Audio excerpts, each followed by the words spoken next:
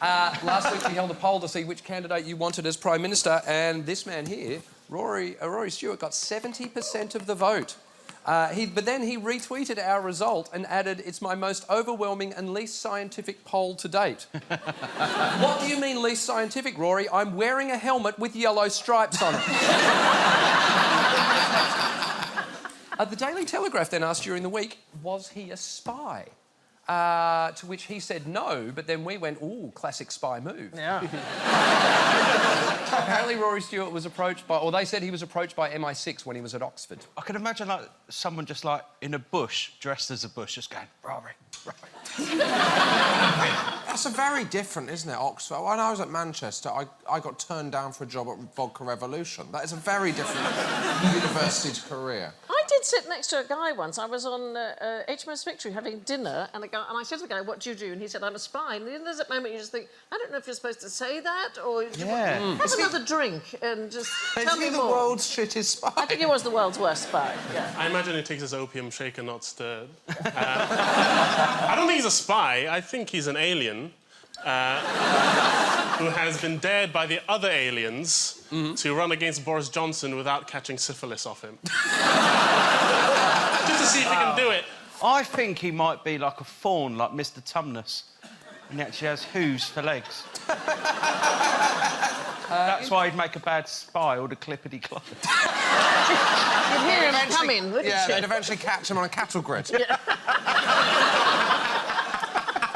Do you know what? This whole idea of him being a spy now makes me realise why he changed his name from the original Roderick, because Rod Stewart is way too much of a giveaway. Although it may explain this photo that seems to be more like an album cover. He was definitely on the opium there. That's him saying, you know what David Cameron did with that pig? I'm about to take it up a notch.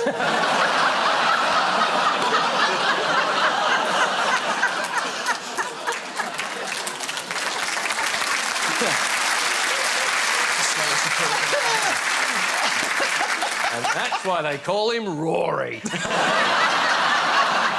Because the big moment in the BBC debate this week was when Rory Stewart took off his tie. I don't know if you saw it. So everyone else was in there, they all stayed in their ties, and he just halfway through ripped off the tie and just sat back. Did it help? Do you think it helped him? No, he looked like he was half cut at a wedding. I think it's kind of come across as, like, loose and no-nonsense, but he just looked like he was about to start a rendition of Come On Eileen with his husband. Put it around his head. Here's the weird thing, though. He later said, when they interviewed him, they said, why? And he said, I just felt like it. I felt like I just got to that moment and I thought, we're in an alternate reality. I'm just going to take my tie off, like it's a really spontaneous thing. But we looked into it. Here's the interesting bit. Everyone else had their microphone on their tie. His was on his lapel from the beginning of the debate. Why would you do that unless you knew you were going to take your tie off at some point? You'd make a really good spy. He was also criticised for the way he sat during the BBC debate because he looked like this. Told you, he's a fawn. He couldn't get his hooves on the seat. What I love about that is, he looks like people look at different stages when you're waiting at Ibiza Airport to go home. How many drinks you've had? He looks like, you know when someone's having a really bad one on Blind Date? To be fair, they all looked uncomfortable on the stools. I don't know why they went with stools. It's not a good look. It's not a comfortable... No. And in fact, to prove that, we're going to do the rest of the part on stools. Can you bring out the stools for us, please? Everyone would like to come forward?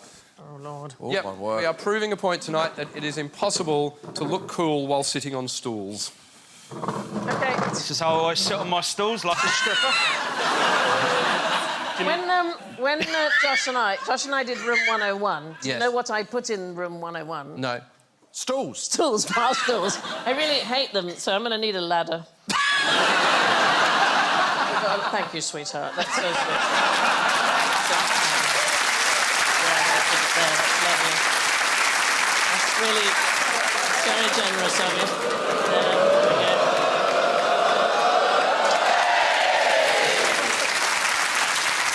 Thank you. This is, that's my step ladder, my real ladder left home. I mean, Old panto joke.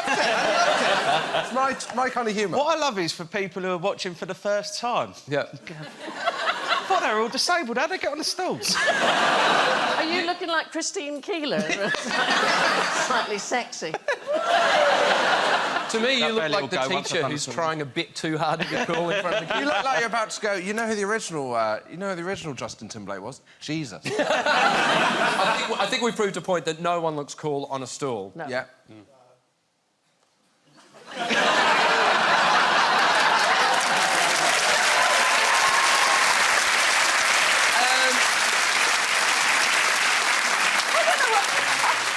I do not know what's happening to me this evening because I was very attracted to Mike and the rugby player threw me over the edge. I don't know. Something very weird is happening to me tonight. Well, there's a lot... OK, so I did a bit of reading up on you during the week, Sandi Oh, Toksvig. Lord almighty. OK, now, there's one thing that I like that you're suggesting is that we all adopt a woman on Wikipedia. Yeah. Why is that? Because Wikipedia, largest crowdsourced encyclopedia in the world, Yeah. is 9% about women and 90% about men. And it's a serious issue. Yeah.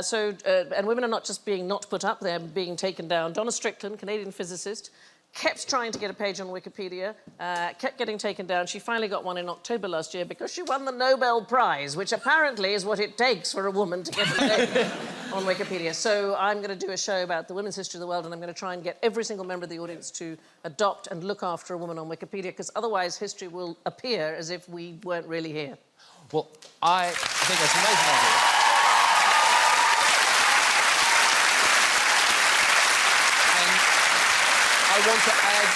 I want to update your Wikipedia because there's something on there that I found out about you that should be there that isn't, and that is that you're quite an accomplished boxer. I like boxing, I know. What are the chances?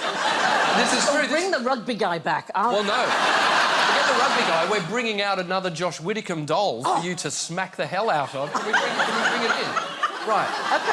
Could you... Get me What's down, going on darling. for me Get tonight? Get closer. That's it, lovely. Thank you, sweetheart. That's OK, fantastic. let's see the Sandi Yeah, Toksvig thank punch in action at a Josh... OK, are we ready? Yeah. I love you, Josh. I do No, it's love fine. you. I get the message. All right, are we ready? I'll catch Yeah. your head, Josh. Okay.